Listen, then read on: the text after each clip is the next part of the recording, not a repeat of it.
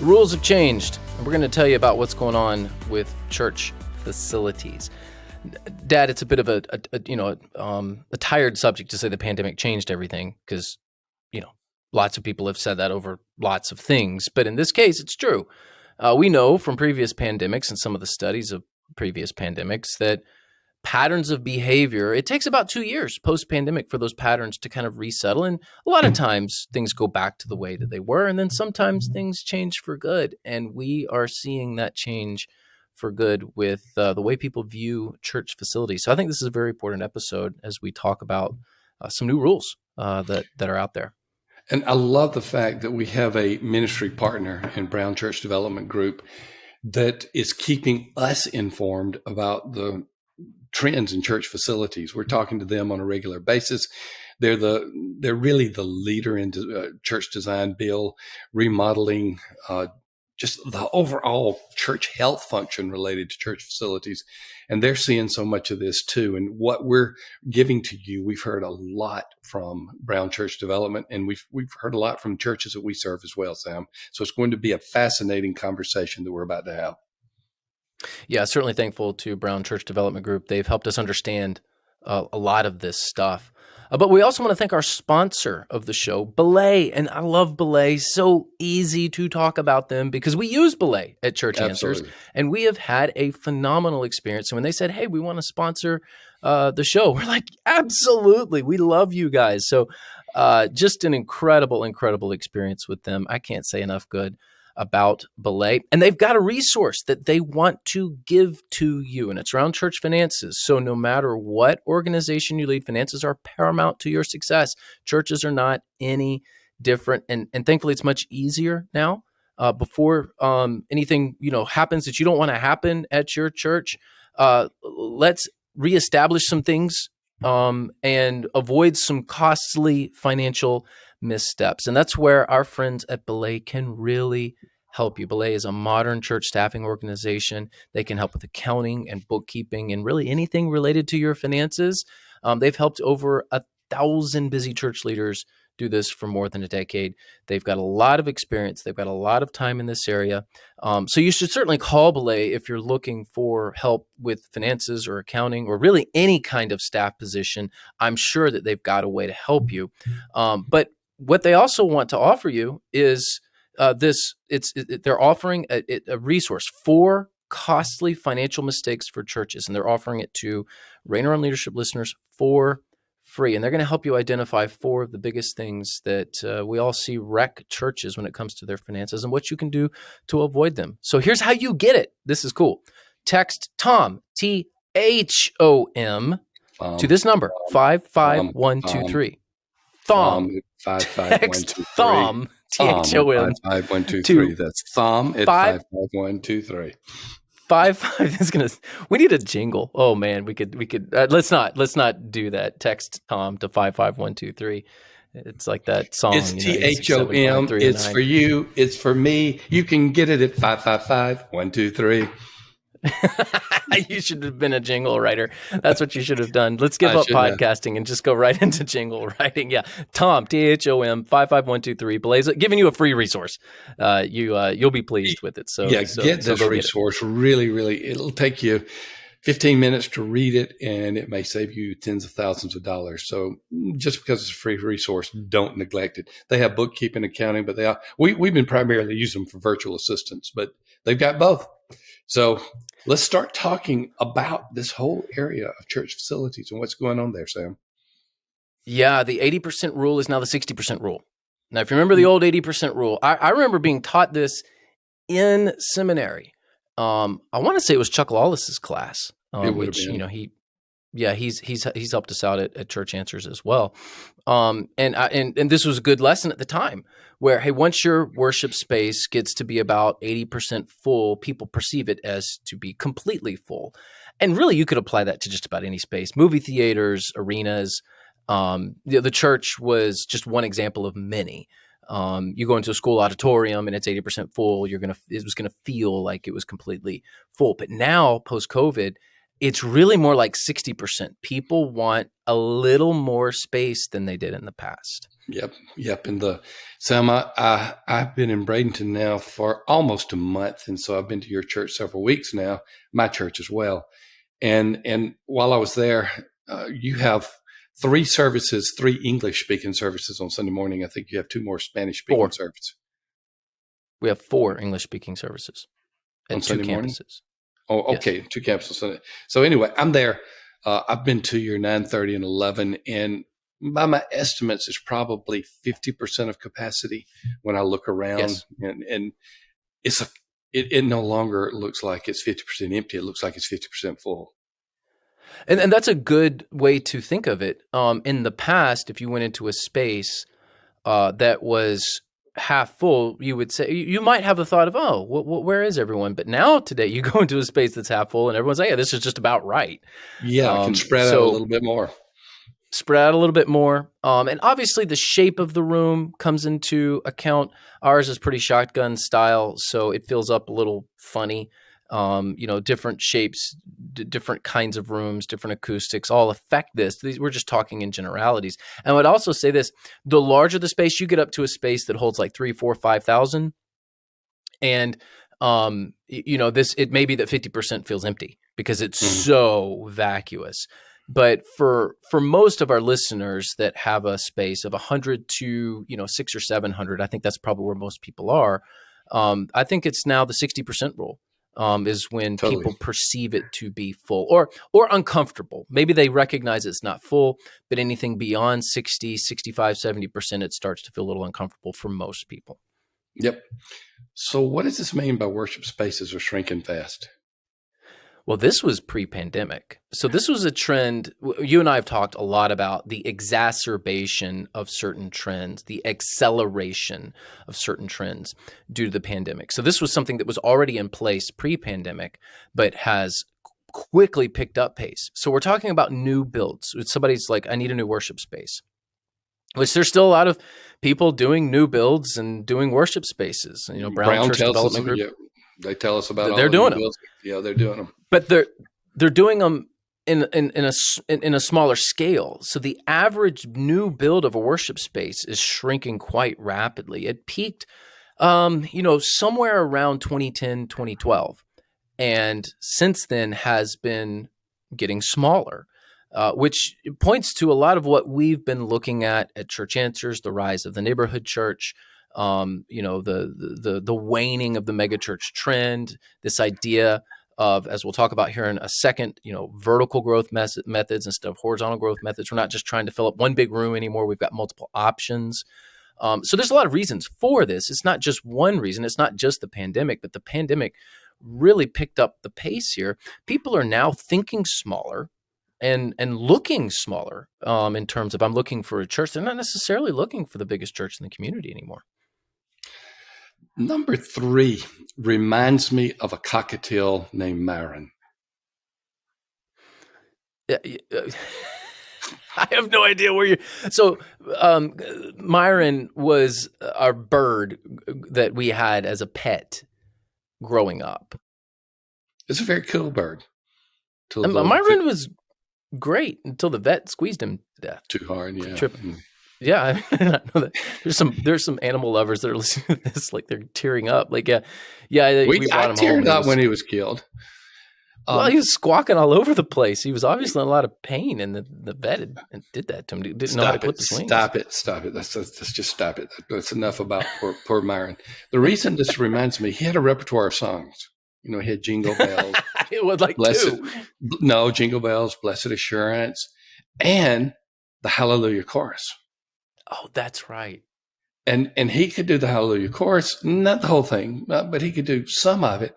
And when I saw number three, it was like the Hallelujah Chorus was being resung by Myron the Cockatiel. Hallelujah, standing greed is dead, standing greed is dead. Hallelujah. Now Does you get the anybody do connection. this anymore? I would love to hear from our listeners. If somebody is still doing the stand and greet, shake your hand time in the service, I would like to hear from you. At Sam, Sam Rainer. I posted that a few months ago that I was doing a consultation in Texas, and not only did they have a stand and greet time, but they asked me to stand and be recognized, and then they had the stand and greet time for everybody else to come up to me during the service. That's a great way to kill your church. Oh, it's a great way to kill me. I mean, I had to go back to Just the have all hotel the and guests stand up and recover. point them out. Yes. Well, talk to us about that. Yeah, I think that era has come and gone. Culture has changed. Frankly, when it was happening, it wasn't a bad thing. It was culturally relevant. It was the right thing to do. It was what people expected. But generations come and go, and different things become popular at different times. And this is part of the service that most people have come to abhor, I think is the right word. The vast majority of people, you and I have done some anecdotal research on this, and it comes back pretty strong. In fact, we did away with ours. We had a business meeting, and someone asked the question, and I had people stand up in the business meeting before I even had a chance to answer the question and say, "Don't you dare bring that back. We hate it." In my own church, I saw that in my own church. Like the introverts all stood up and said, "No, we've got the back of our pastor here." So I was kind of surprised at that. And it shut everyone up. Like it has not been back since then. But hospitality is critically important. So Yes. let's not miss the principle. Why were you doing the stand and greet time? You were doing it because it was the way that you showed hospitality, the way that people wanted to receive hospitality. Well, the way people want to receive hospitality has changed, but you still have to do hospitality. Please I don't use this never, as an never, opportunity. ever did I want to receive hospitality that way. I am 67 years old, and there has not been a year in my life I wanted to receive hospitality that way. You may have been a bit of an anomaly. It was popular 30, 40 years ago. Yeah. That being said, you still have to show a lot of kindness, generosity, friendliness to your guests, not just to all the people that you know in the church, but to your guests. Somebody walks in the door, they want to know where to go, where do I bring my child? How do I get connected here? I'm brand new to the community. I'm looking for friends. Hey, would you like a cup of coffee? I mean, these are all things that you should do. But don't do hospitality through the stand and greet time anymore. It's dead, and we don't need to bring it back. Oh, it's so I good. miss it. I'm one of those that miss it. I enjoyed it, for the record. Oh my. I remember a lot of churches actually had the guest sit down while the members stood. And I tried to tell church leaders, do you know what view your guests have when they do that?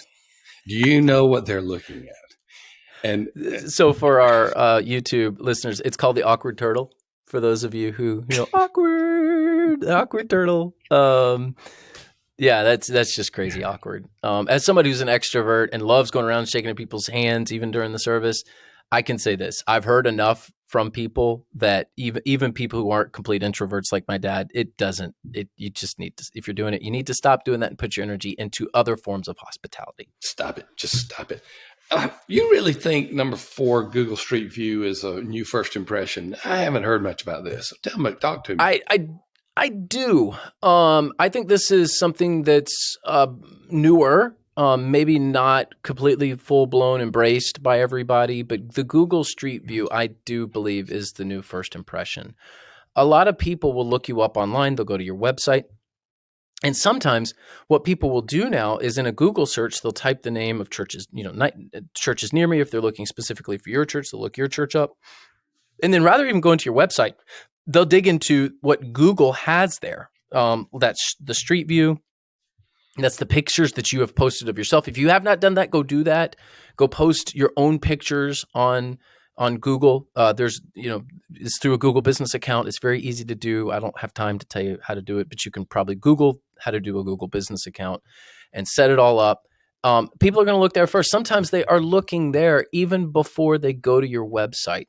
So I do think that when I say street view, I just mean people go search, they see the stuff about your church, they start clicking on pictures, street view, and different things. And they may or may not even get to your website, particularly if you have the service times and the address right off to the side on that Google search feature. I'm assuming most people go to the website, but they're often seeing the Google stuff first before they even click on the website link. And Google That's what I'm reviews. talking about. Google reviews as well. Yes. Okay. So we just did this recently at my church. The Google reviews are very important. I asked all of our leaders that if you are able to give us a 5-star review and say something kind, please go do that. So you need to get as many people in your church that love your church to talk about your church online. And the way to do that is to get your people to give a 5-star review to the organization that they're a part of and to put some kind words in there. It will help with your SEO, your search engine optimization, and it will help with people who are, looking at your church, potentially coming to your church. We have talked about horizontal growth quite a bit. Horizontal growth meaning that you are putting people into a space other than the Sunday morning worship space that where you have 1, 2, or 3 services. You may put them in another venue. You may put them on another campus. You know, put them on another day in the same place. That's horizontal growth rather than vertical growth. But it's also related to the facility. If you have more buckets, I use that as a just a word. If you have more buckets to put people in, you are going to need small. You don't need as big a buckets as if you only had one. So that's how it affects facilities. I know that may have been pretty muddled, so you can clear it up for me. Well, we have our sanctuary, and then we have a chapel on site. And at 11 o'clock, we have an English-speaking service in our sanctuary, and we have a Spanish-speaking service in our chapel. That's vertical growth. That's two different. I know it's 2 different languages. I get that, but it could even be two English-speaking services, and the principle would apply. Vertical growth applies to additional options. It could be an additional service in a different part of your campus, in a different room. It could be a different day. Hey, we're going to start a Thursday night service, which is kind of an You're up and calling that coming vertical thing. growth, don't you mean horizontal growth? Different day, different venue. Yes, that's horizontal growth. I said vertical growth, but yes, horizontal growth. So horizontal growth is adding these options. Yeah, forgive me. I've got my what is it? Geometry off. You got your word off. You were saying vertical, but I've got my horizontal. axes. I've got my axes wrong on that. Yeah, horizontal growth is adding options. A different day, a different service, a different campus. There's lots of ways to do that rather than trying to put everyone into one place, one room, this big room, which was very popular for a season. With my generation, providing those options is a good way to go. Boomers tried to do the big event in one place. It was a boomer phenomenon. The megachurch is a boomer phenomenon. There's no doubt about it, and there was a lot of good to it, but times have changed, and we have to change with the times. They are changing, but it's definitely affected the whole idea of what's going on with facilities. So I'm glad you brought that up. What kind of renovations are we hearing from Brown and from our constituency at Church Answers? What are the renovations and capital campaigns that are going on? Now, this is why I love Brown Church Development Group, because they're going to do what's best for your church. They're a business, yes, and they run a very good business, but ultimately they're concerned about how you do ministry and how to help you do ministry better through your facility. And one of the things that they're telling us that they help a lot of churches with is doing their renovations. That's worship space renovations, and that's gathering space renovations. So both worship space renovations and gathering space renovations are very popular right now for capital campaigns. We did one at our church where we did a gathering space renovation and a worship space renovation, and it has been tremendously helpful for us to have the needed capital upgrades there. And I know that's a big expense, and you may worry about debt and how do we do this and where do we get the money. And let me just say this: Brown can help you with all of that. If you're going, what, we need to consider some sort of renovation, particularly a worship space renovation or a gathering space renovation. Brown can do that. And one thing that we're hearing from Brown and other church builders is one of the most popular renovations is downsizing the worship space. Which typically means increasing the gathering space. Typically, you give up worship space. Yes, and they're really good at that.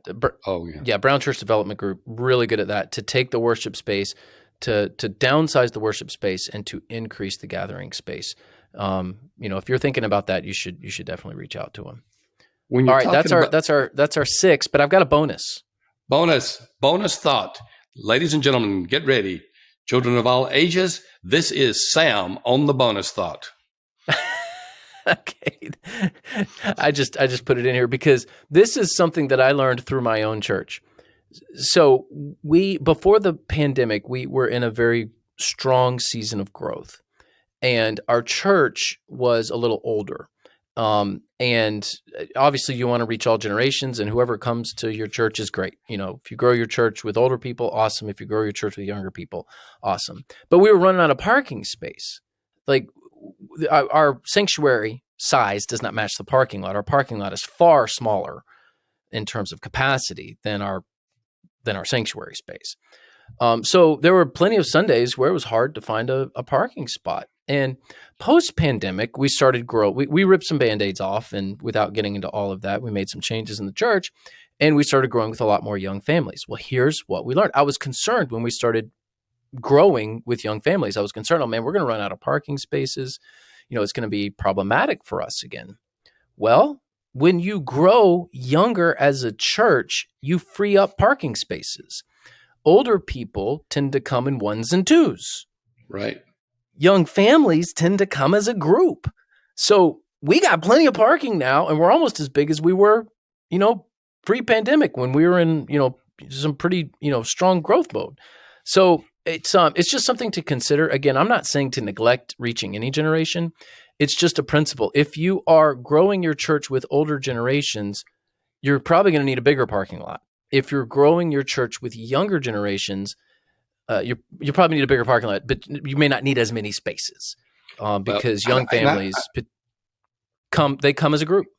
I'm not hearing this that much. It is an astute observation, and now that I hear it, it's just, oh yeah, well that makes a lot of sense. I'm just not hearing it a lot, so it's a good solution. These are 7 of the big issues, or maybe we should say 6 in a bonus thought. 7 issues about facility renovations. Thank you, Sam. Those were good. We also want to thank Tyndale. We talk about Tyndale a lot. As Sam and I are talking right now, the next day we will be with some of the leadership at Tyndale. They're actually gracious enough to be coming to Bradenton. I don't know why they would want to leave Chicago in the wintertime to come to Bradenton, but they're going to come to Bradenton and meet with us. So we always love our time with Tyndale. I want to talk about their book, and the book is about Jesus. Jesus, the most admired and most reinterpreted figure in history. The question is, who do you think Jesus is? In his new book, Dangerous Jesus, award-winning rapper Kevin K.B. Burgess reintroduces us to the true Jesus, the one who is infused with power from on high, the one who is a threat to the status quo, a threat to our division, our divisiveness, a threat to our rebellion. His truth is so good that it sets people free. You got to pick up a copy of this book, Dangerous Jesus, today from your favorite bookseller. You can even go to churchanswers.christianbook.com, and you can get it at our site as well. Or you can visit whoiskb.com to learn more. That's WHO, who, then the word is, IS, and then the initials KB, whoiskb.com. I hope you've enjoyed this edition where we have talked about some of these new rules for church facilities. The times they are changing. I know that's corny, if not cliche, but they are. And this is some of the areas where they're most importantly changing. Stay tuned to Reign on Leadership, is where we'll keep you up to date on what's happening in the local church across the United States and across the world. And we'll see you in the next episode.